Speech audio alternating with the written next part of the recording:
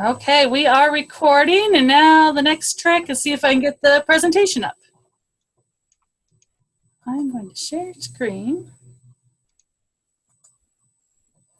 Up to. Then start the slideshow. You know, this, I think we're what, fifth or sixth one in? I think I'm finally kind of figuring this out. So this is a good sign. It can be done. So tonight we're going to talk about integrated pest management, which is everything you need to think about when you're going after pests. I've given this presentation on many different levels. I kind of adjust it depending. So I've given this to a large ag audience and talked about some of the things that they have on their. They tend to grow one crop on a very large acreage, some of the concerns about that, down to, the backyard gardener and how they can be part of this process. So I'm going to go ahead and get started on this and walk through. If somebody wants to check their volume, we are getting a cute dog barking in the background. So if that's your puppy, just watch your volume. So integrated pest management is an effective and environmentally sensitive approach to pest management that relies on a combination of common sense practices.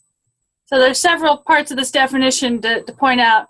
So effective, so we do have to do something that works. We do need to be able to control these pests. When we're talking pests, we're talking plant diseases, weeds, and insects, and spiders, and all that kind of stuff. We want it to be environmentally sensitive, so we don't want to hurt the environment with what we're trying to use. And then common sense practices, and they have that saying about common sense that it's not so common. I think that sometimes happens in pest management as well. So pest management option one generally is you come outside and you see holes in your plant. So you're like, something is eating my plants. These are my plants. They shouldn't be eating it. And we go to the store and we just look at that big aisle of stuff and say, something here has to kill this. And so there can be some challenges with this pest management option. So one challenge is, first of all, you haven't identified what the little critter is, and that's probably the key component of being able to control a pest. Actually, at this stage, when they've eaten most of your cabbage, they may have already been moved on. They may not even be there to control anymore. They may have found greener cabbages in other people's yards. You may not pick the best product, or a product may not be the best solution to the problem. So integrated pest management takes a look at the whole system to see what really is the best solution for this. And we're going to kind of use that cabbage as a guide as we go through. Oh, that's really fancy. I didn't know that was in there. Okay. So we're going to walk through from the beginning of the year to how we prepare the soil, to planting, forecasting, pest trapping, monitoring, thresholds, cultural controls, biological controls, chemical controls, and record keeping. And talk about how all of those different things can have an effect on a pest problem. And my little cockroach is there, if it's hard to read, say, ethically speaking, I'm all for humans eating pesticides. So we sometimes have the feeling that we don't care if the insects are eating that, and I don't think they care on the way backs. So we're going to start with soil preparation, and we've done a lot of lessons on soil here, so we've got some background for this. So first off, a technique that we might try is solarization. So that bottom bed with the plastic and the bricks on it is an example of how to do solarization. You're actually wanting to use the heat and UV rays of the sun to sterilize the first couple inches of soil. And so this works for both insects and weed pests. It can be a little bit challenging. First off, some people think black plastic. Black plastic actually doesn't get warm enough underneath. You actually need the clear plastic and that UV light exposure. You don't want to use good plastic. So if you are using a greenhouse plastic that has UV filter on it, that's not going to heat up enough either. So at this time, you want to kind of use a cheaper painter's plastic. You can't let air get around the edges. So it actually works really good in this raised bed that they have the bricks. If you get air around the edges, you have just created the best greenhouse ever. And the weeds underneath there will shoot up and pull your plastic right off the ground. So I know that one from experience. So you got to be sure those edges are tucked down. But this is a really good way to prepare that soil. This works really good, especially if you have some fungal diseases. Sometimes the heat will control a fungal disease. Or if you have lots of annual weed seeds, they tend to get cooked during this. It is a little hard on the soil biology. You are heating stuff up enough to kill things. But since you're only doing the couple top inches of soil, that biology can crawl back up when the temperature comes down. Probably the main thing we do for soil preparation that helps with pest is tillage for annual weeds. There's nothing like a shovel and a hoe to get rid of an annual weed. Pull it up by the roots, it's done for. But we've learned that too much tillage of your soil can cause other issues with soil structure. One of the best things you can do is improve your soil. So if we're thinking back about that cabbage, it has been attacked by pests. But if it's a really tough, really fast-growing cabbage, that little bit of damage isn't going to cause it much issue. So that's where improving the soil can actually help you. If you improve the soil, your good plants that you planted in there on purpose are going to have much better chance of growing than the weeds. So weeds tend not to care about soils as much, where the things we want to grow do. Mulch is a huge thing to help you control weeds. So usually you have to have a fairly good thickness for weed control. It doesn't always help you with perennial weeds. So Canada thistle and mallow are two that'll pop up through a couple inches of mulch. But for annual weeds or newly sprouting weeds, it's probably your best bet. So we can cause some trouble with soil preparation and give ourselves more issues. So if we go out there after a really rainy weekend and start to do some tillage, the soil may be too wet. And not only are we destroying the structure of that soil, we're also causing compaction issues, and you'll have big clods that you'll have to worry about. So that compacted soil is going to grow bindweed like no tomorrow, but might not grow the plants that you want. And then crop rotation, so preparing your soil in between the crops and rotating from one crop to another. You can also, I'm actually looking a lot at cover crops, what I could do with cover crops. And so I think Jan brought in, she had some winter rye. I'm actually looking at using some winter wheat. I actually asked my husband, I'm like, do you know where I could get some winter wheat? And he's like, yeah, we have a bay in the commodity bay that has about 2 tons in it. So I guess I have free access to winter wheat without too much issue. But that's just to kind of choke out the annual weeds and not let them get started. So on the beds that I'm still trying to work on, maybe if I apply the cover crops, that'll keep all the kochia and lamb's quarter and redwood pigweed from coming up before I have a chance to get to them. So crop rotation, cover cropping may be something you could do to help control issues. Now, soil preparation can have a little bit to do with what insects you're going to have the next year. So a lot of those egg casings and stuff are in the litter of the soil. The challenge is that the beneficial insects are also living in that same litter. So I don't know if you'd be ahead by completely sterilizing or cleaning off the bed to help with insects. For plant disease, it's a huge part of being able to control plant disease, especially your crop rotations, mulching with something other than the old plant material from last year. And so we don't have a lot of plant disease. We usually get a little bit of powdery mildew, every now and then some late blight in your tomato, pepper, potato family. But those are some ideas on soil preparation that you can do. Planting. So we're getting in the time of year where everybody gets pretty darn excited about getting garden plants out there, and timing makes a difference. So if you go out at the wrong time and plant plants that aren't ready to live in a cooler soil, you may stress them, and you may have a little bit harder time with insects and disease on those plants later. Spacing.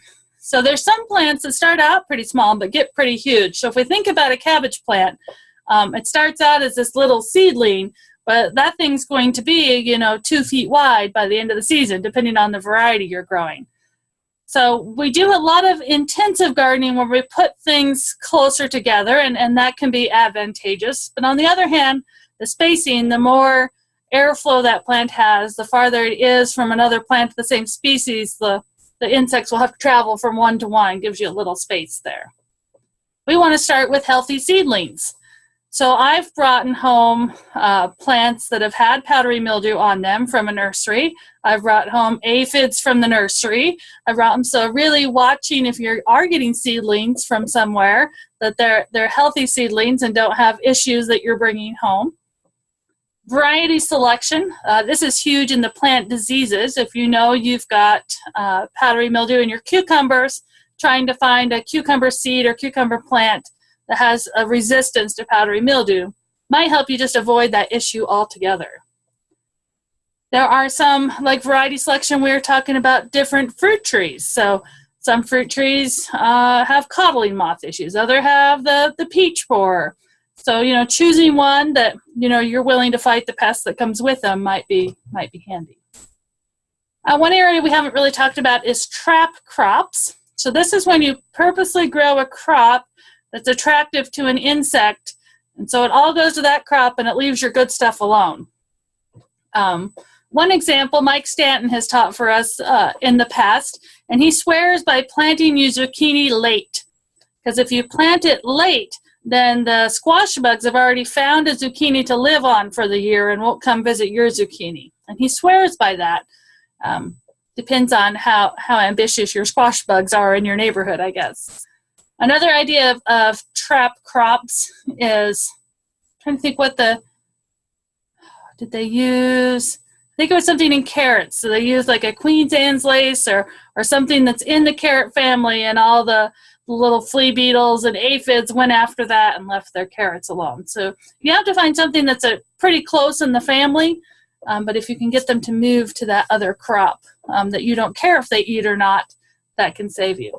I don't think there's a trap crop that would work for cabbage, unless you could find a variety of cabbage that maybe they liked a little bit better, but you didn't like as much. You could grow that one on one side and let the cabbage moths have it and save your side. So forecasting. Knowing what your season's going to look like ahead of time, or as best you can help you out with definitely with pest problems, also with weed problems. Everything kind of has this progression. Everything kind of rolls out in the same stages each year. So once you've kind of learned what to look for, then you can say, oh, I'm expecting this to be here this time of year. And oh, I'm guessing this will be it's getting to be late fall and we've had lots of cool, moist nights and warm days. I'm going to go look for late blight in my tomatoes because that's kind of the conditions it prefers. So just really paying attention to your weather. This time of year, if you've put stuff out that can't handle frost, maybe being prepared with some frost protection so you don't damage those plants. I'm actually thinking about the weather this last winter, and we weren't nearly as cold as we've been the last couple years. And I've had pests already come into my office and people worried, and that usually doesn't start till May, and it's still March. So I'm thinking we're going to have a pretty buggy, weedy year just because we didn't have enough freeze over the winter.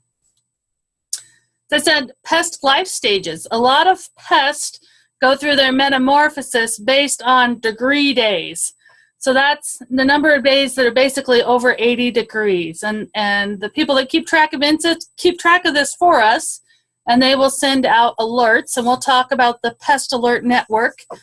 Is now available to home gardeners as well. So you can get an email or a notification that says, hey, go look for aphids. Hey, go look for squash bugs. We've seen them here in our valley, and they're out and they're going, and here's what you can do about them. So that can be really handy. And then our water year. I think we get a lot of plant disease and insect pressure when our plants aren't healthy because we're not watering them correctly. So just watching of when we've had precipitation and when we don't have precipitation, and paying attention to how you get your irrigation water if that's going to be an issue. So the next one is pest trapping. So you don't always have to spray a pesticide to get a pest. Sometimes you can do some of the trapping methods. And this definitely doesn't work for all of them, but for a few of them it's pretty handy. So the rolled up newspaper, that's a classic one for earwigs. I actually I like a little tuna can with some oil in it, and they just climb in there and drown in the oil, and it's very satisfying. So that's kind of my earwig trapping mechanism. For some reason, the protein smell left over in the tuna can is the key, because I've tried other cans, and they seem to prefer tuna. I haven't tried other oils to see if they're olive oil or vegetable oil friendly, but so they climb in there looking for the oil and the tuna and drown. And they'll fill up the whole can and pour over the side on a bad year. So, the newspaper, they actually just crawl in there. They mostly come out at night. They don't really like the bright sunshine, so they all crawl in there.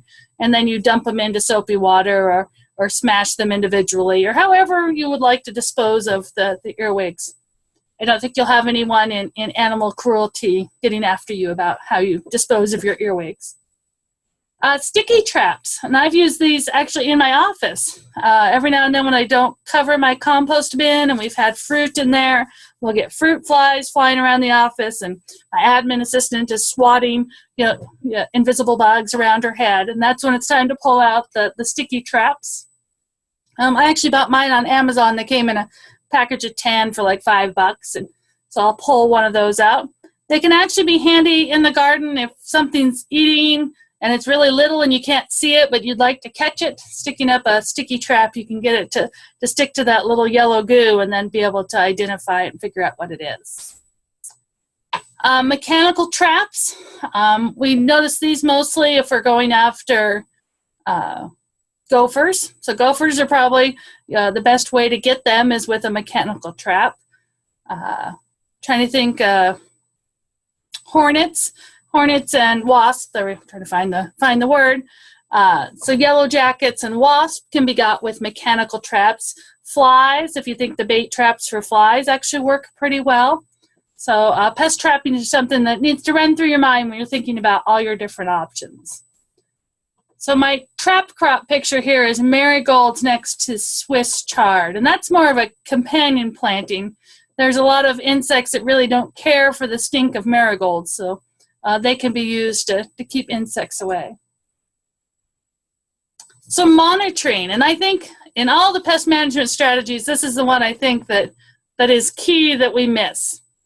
So you have to know what your insect looks like at all stages of its life and be watching for it. So most of us recognize the little white butterfly with the black specks on it. It's flying all over in the summer. That is the cabbage moth. And that's usually the part that we see. And by the time you see him, he's already been an egg and then been a caterpillar that's eaten your cabbage, and now he's flying off to land on other cabbage. So you're a little late on identifying if the first thing you notice is the cabbage moth. So scouting regularly. So actually looking through your garden, flipping over leaves, looking closely, wearing your glasses out to the garden. I know if I don't have my glasses on, I don't see much out there, and sometimes that's nice not to notice. You need to know what the common insect pests, what their eggs look like. So these little tiny yellow things in the corner, that's what cabbage moth eggs look like. And if you picked those off of the leaf, you wouldn't have the caterpillar that comes next, and then you wouldn't have all those holes in your cabbage. So instead of waiting for all those holes and then spraying, and the cabbage worms may have already become cabbage moths. They might not even be on your cabbage anymore to cause an issue, as you're kind of treating the problem after it's already happened. Where if you go out and pick that little yellow set of eggs off, then you don't have to worry about spraying or have holes in your cabbage. Identifying weed seedlings. So that's something we're going to do on Friday and Saturday, is look at the little tiny seedlings and see if we can get some weeds identified. They're so much easier to control when they're little tiny than when they're 3 foot tall. Identifying soil moisture issues. So being able to monitor whether our plants are too wet or too dry. And then identifying plant damage. So being able to look at that cabbage leaf and say, oh, I know that's a cabbage moth or a cabbage moth caterpillar that's causing that damage. And so that just kind of comes with practice and research. Then another thing to think of is our gardens don't have to be perfect. So what is your tolerance for loss or damage? So if you were going to take that cabbage to the farmer's market, especially the Boise farmer's market, there's probably going to be no tolerance for damage. They're going to take one look at that and pick somebody else's cabbage. We're pretty spoiled and pretty used to having perfect looking produce, as bad as that is sometimes. If you had a couple holes in the outer leaf, you could drag that inside your own house and no one's going to notice. You'd probably pick those leaves off and throw them in the compost bin. Double check when you're rinsing that cabbage off, make sure there's no little caterpillars crawling around, and your family's not going to care. Maybe you grow cabbage just for your chickens. So your chickens are going to think, oh yeah, I have little protein snacks in the cabbage. It's perfectly fine if they're in there. So you might, for animal food, have a really high tolerance. One thing you have to pick when you're looking at that threshold is, okay, maybe I'm going to let it go this year. Maybe this cabbage, I don't know why I planted the cabbage. Maybe I don't really like to eat it. I'm just going to let it go. But maybe then next year you're going to want to grow something in the cabbage family, and you're going to kind of have that reservoir of cabbage moth eggs and stuff in your landscape. So sometimes you have to look at how's this going to impact next year. So, okay, maybe I don't care this year, but if I don't care this year and I don't care a couple years in the future, then maybe it's not a problem. And then the level of damage. So if we look at top cabbage is, oh, they've really gotten that. The bottom thing of cabbage, that's when it just makes you angry. There's not anything left to come back from for that cabbage. So that is probably something you're going to have to control if you want to continue to grow that plant. So we'll start with cultural controls, and we've already talked a lot about these. So that's where you're modifying the growing environment. So once we get our soil samples back, if you find out that you have a pH issue or need some extra fertility, maybe providing that pH drop or the fertility will be enough to give a heads up for your plants, and so that they can compete against the weeds a little bit better. Maybe your irrigation practices. Maybe if you put in drip irrigation and only watered next to your valuable little perennials and didn't water the whole area, then you wouldn't have to do weed control for that whole area. Amount of sunlight. So one thing that we all are fighting is puncture vine, and puncture vine is strongly a full sun plant. So it does not grow in the shade. It doesn't germinate, it won't be there. So maybe planting big trees along your driveway that shade the driveway so the puncture vine doesn't grow there is your best long-term solution to controlling that puncture vine. Or planting really good grass, a really good crop of turf won't let puncture vine grow in it.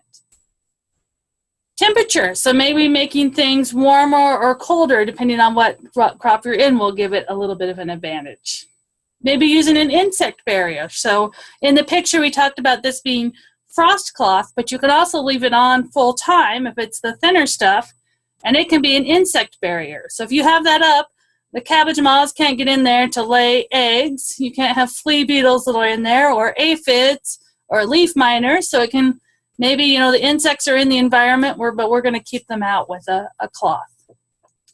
Maybe a shade cloth. Maybe your lettuce gets bitter and burnt and sunburnt. Maybe providing a little bit of shade cloth will save all those issues that attract pests to your. So it's just looking at all the things in your growing environment that you could change to favor the plant you want and put the weeds and the insects at a disadvantage. So I think the most interesting thing is biological controls. So this is using beneficial action of parasites, pathogens, predators in managing pests and their damage. So we actually have a lot of biological controls. They don't act very fast. The problem has to happen, and then they have to have time to respond. So outside I have a burning bush that's sitting on the side of our building and is in kind of a shady condition, and it gets aphids almost every year. And the landscape guy will come in, you want me to put tempo on that? And I'm like, no, that's okay. No one can actually see that shrub. It's not an eyesore. And if I wait, in about a week after I see the aphids, there'll be all the little ladybug babies on the plant just chomping away at those aphids. Now, if I sprayed the tempo, the aphids would be gone, and any ladybugs that were planning on coming would be without a meal. So I try to, you got to be a little bit patient. So yes, the shrub gets a little bit of damage from those aphids, but I think it's a reasonable tolerance to put up. You can actually buy ladybugs, so they do sell them. I know Andrew Seed carries them every year. I think Zamzos brings them in too. One of the challenges is you need to have aphids for them to eat. So to just bring in ladybugs to release outside, they're going to fly until they find aphids that they can have a snack on. So unless you have an issue for them to eat on right away, they tend to travel quite a distance.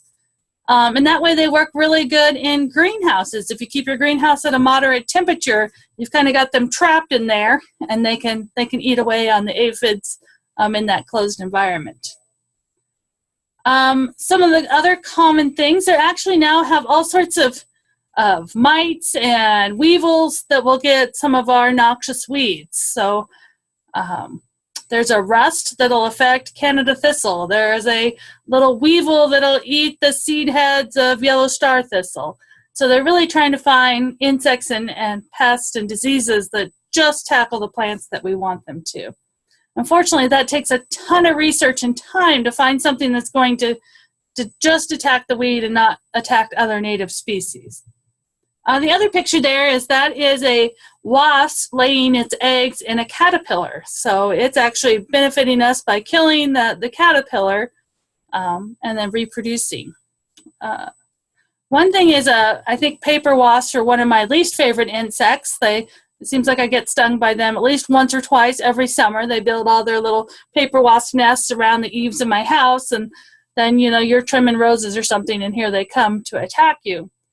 But they actually have a very high protein diet in the spring, so they actually go after caterpillars. So I've never seen a tomato hornworm in my garden, or actually any other caterpillar, but I have this huge paper wasp thing. So even though they're a pest themselves, they're actually providing some pest control. So as with all of nature, it's all interconnected and sometimes really complicated. So that's why when we go in with chemical control, sometimes we don't realize how we're disrupting that environment.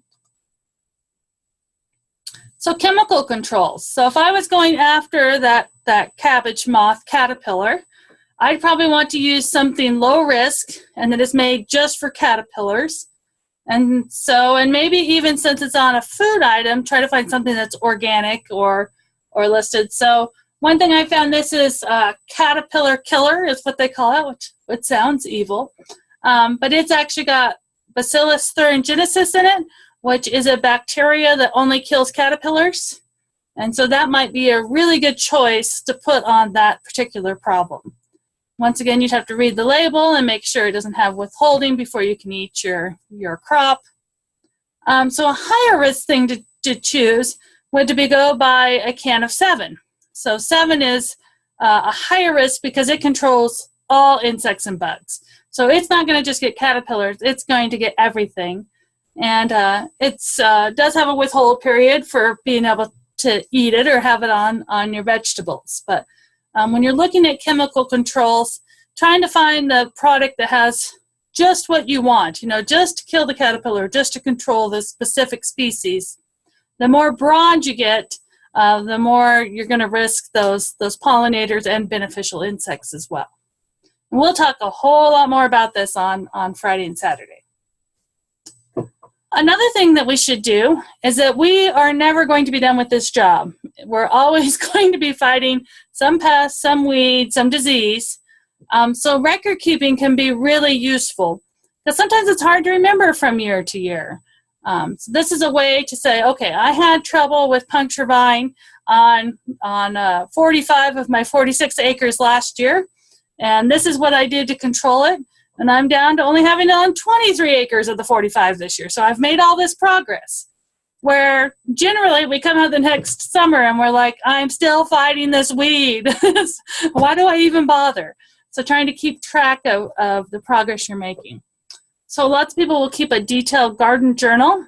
I've always wanted to. I've never have. It's kind of those, like a normal journal or a normal diary. Always sounds like a good idea. And I made it get to the 3rd page and then the schedule gets off whack.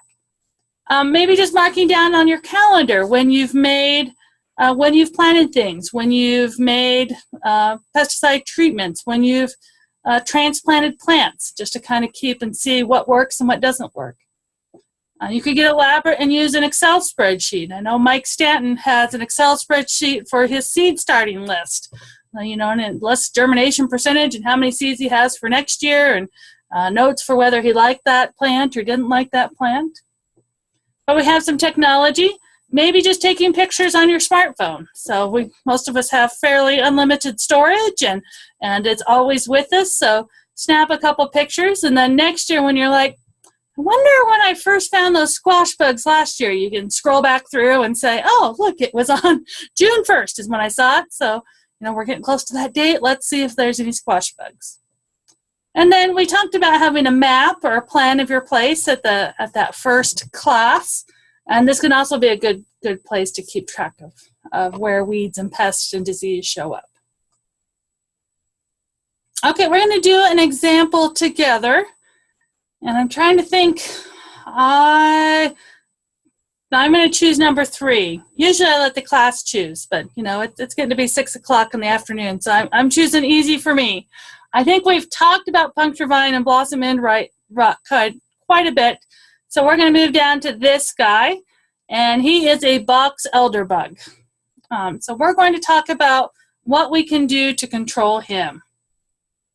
So here's our list. So we'll start with soil preparation. So your box elder bugs. One thing that's kind of a challenge with the box elder bug is it's only a nuisance species. It doesn't actually cause human health issues or plant issues. They're just really, really annoying because there so darn many of them that want to crawl into your house. So let's start with soil preparation. So the box elder bugs the adult bugs will overwinter in the leaf litter underneath the trees. So maybe part of your soil preparation would be collecting those leaves, turning under those leaves, leaving it, planting a ground cover that they might not care for underneath those trees. So you might be able to prepare your soil to not benefit for the box elder bugs. I've noticed that they really like warm sides of the house. So maybe not planting in those areas so that you can run a spray of water or some insecticidal soap on them. But that's getting into our other controls. So planting. Box elder bugs like box elder trees. So box elders are in the maple family. So they prefer box elder, but they will live on any maple. And the box elders are actually after the little seed heads. They feed on the seeds and the sap of the tree, and so they're not after any other plant. So really, and they don't really cause any decline in the box elders anyway. There's just a lot of them. So maybe not planting box elders, and that's great if you live on a property in the middle of nowhere and you've got the only trees. But if you're in the middle of an urban area, maybe talking to your neighbors about their tree choices in the future if box elders are a huge issue. Forecasting. So box elders are already out. They've already come to my office a couple times this year. So they start pretty early in the season. They start out, so these are going to be adults or eggs that were laid over winter that are coming back alive as they warm up. So if you controlled them now, then you're going to have less trouble throughout the season, because I believe they say they have 2 or 3 generations of box elders as they go along. So maybe getting them early might be your best bet. Pest trapping. So maybe you can devise a trap for box elders. As I said, they're going to be hard to trap because they're really only after the plant parts of a box elder tree. So I don't know how to turn that on its head to get them to all climb into a trap together. But maybe you can devise something that's not very box elder friendly, but keeps from harming the beneficial insects. Monitoring. Now would be a really good time to go look for box elder bugs. And so as you move leaf and debris out from the foundation of your house, usually they all come crawling up. So they're the other day I actually had one crawling across my office window here. So it's like, oh look, a box elder bug. And he doesn't know he's on the outside of the extension office, making a fool of himself. Thresholds.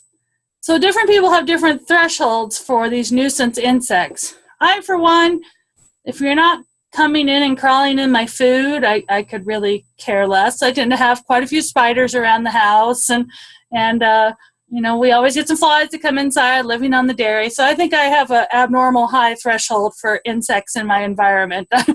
I'm not real picky. Other people, one box elder bug makes it through their screen door and life is over. Insects are not allowed inside. They're bombing the whole house. So maybe trying to lower your threshold for insect tolerance might be one of your integrated pest management. So cultural controls. So if your real issue is them coming into the house, changing the environment could really help. So really working to make sure your screen door has all of its screen and making sure the windows are sealed around the edges so that the only opportunity they have to come in the house is when you open the door versus all these cracks and crevices that they can sneak in otherwise. Biological controls.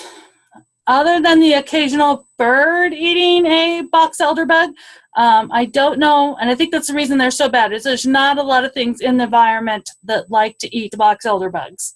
So they've kind of got an unfair advantage there. And so maybe that can be your next research project. Find something that likes to eat these things and we'll set it loose. Chemical controls. So there is actually quite a few chemicals that will work on the box elder bugs.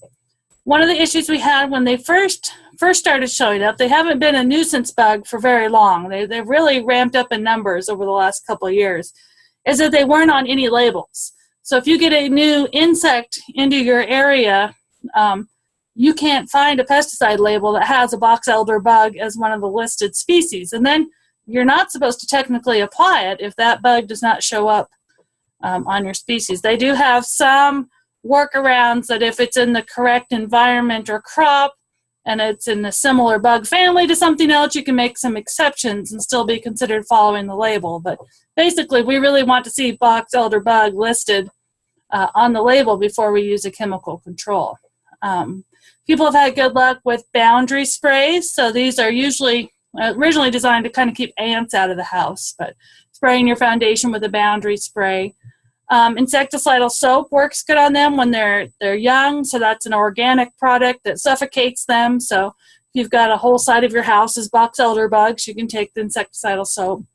Even just a harsh spray of water will knock them down and drown a few. So there's some things you can do. That would be more of a cultural control than a chemical control.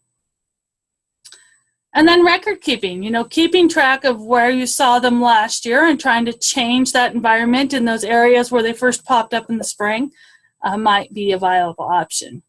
So that's just kind of an example of how you take a problem and you kind of work your way around this whole wheel and find all the different solutions. Because basically, if you're just relying on chemical controls, you're kind of just treating the symptoms and not the root cause. So going back and figuring out how the whole environment is affecting this pest helps you get at the long-term answer for control. So, and then management. What is your goals? Set some goals. Keep track of your goals on where you want to be on insects and weeds and disease. Maybe your tolerance level is fairly high, so some things bother you and some things don't.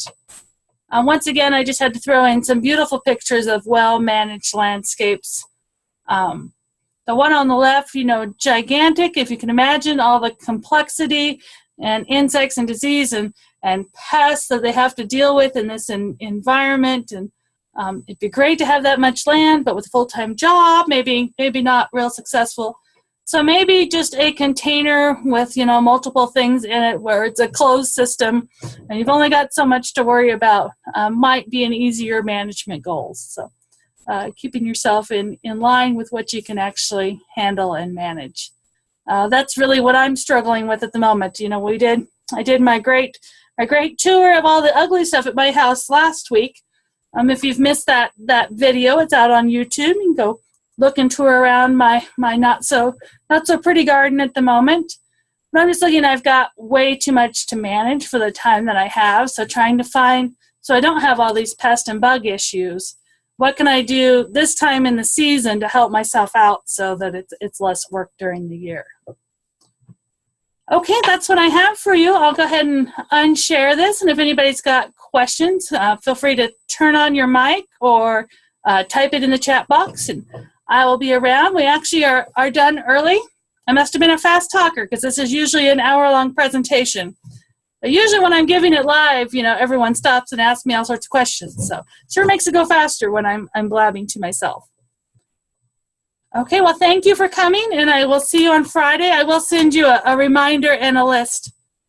So Friday, the 23rd, is for Jim County. Saturday, the 24th, is for my 2 students from New Meadows. So not to confuse everybody. Friday, noon to 6 for Jim County. Saturday is in Weiser for my New Meadows people. Thanks, Rick, for popping up and reminding me on that. Thanks, Tessa. Thanks, Jan. Enjoyed you. Thanks. That was a fun class. Oh, good, good, good. I have some new, when I went to my chemical class, they gave me a handout on some new materials for deterring spiders and things like that in your house.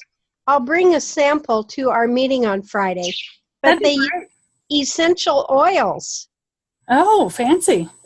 A new thing, yeah. So I thought you'd be interested in that. Okay? Sounds great. Sounds great, Jan. Thank you.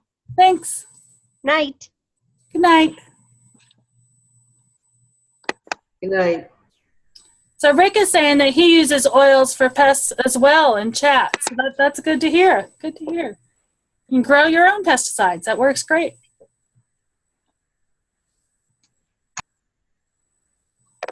Good night, everybody.